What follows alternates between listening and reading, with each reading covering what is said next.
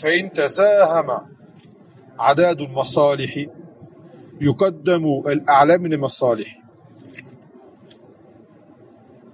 وصل d'après وضده تزاحم المفاسد يرتكب الأدنى من المفاسد. Dans le sens où فإن تزاحم عدد المصالح, si deux choses qui apportent un bien viennent en même temps et qu'on fait une seule des deux, يقدم الأعلى من المصالح, on fait celui dont le bien sera plus grand. D'accord? On qaddam, à un moment tu pourras faire qu'un seul acte, pas deux.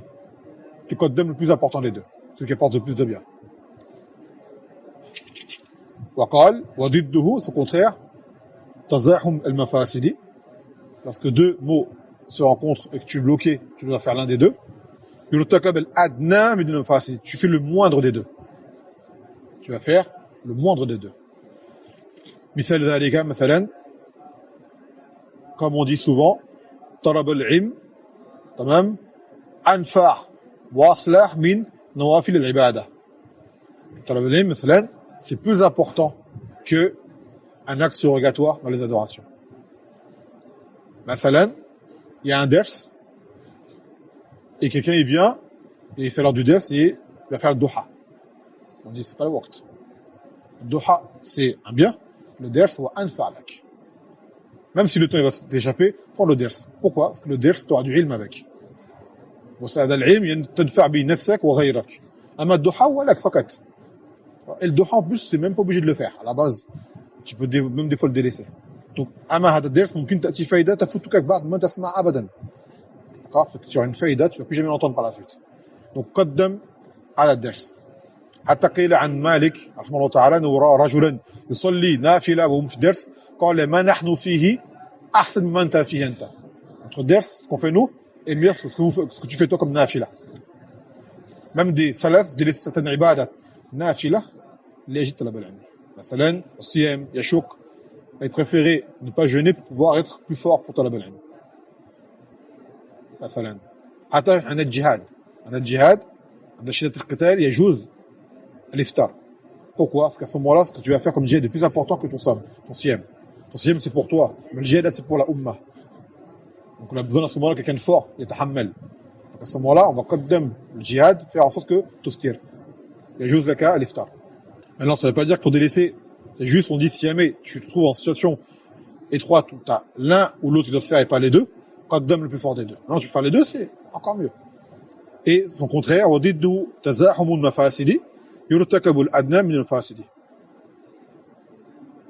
Lorsqu'il y a le contraire, deux choses que tu dois faire qui ne sont nuisibles, tu prends la moins nuisible des deux. Next shay. مثلا, tu vas qaddam un makruh ou un haram. Tu as deux choses à faire, un qui est makruh, un qui est haram. Lequel tu vas qaddam? Le makruh. Par exemple. Ou dans l'autre, on avait dit tout à l'heure, tu as un wajib, tu as un mustahab. Lequel tu vas qaddam? Le wajib. Le wajib. وهكذا. Et le dalil de ce qaïda ou hadith, Abi Huraira, أخذنا في 40 النووية, ما تقرب إلي عبدي بشيء أحب إلي مما افترضته عليه. Comme mon serviteur ne s'est pas approché de moi d'une chose, parce que j'ai rendu obligatoire. Et dans ce hadith-là, on en déduit ces règles-là.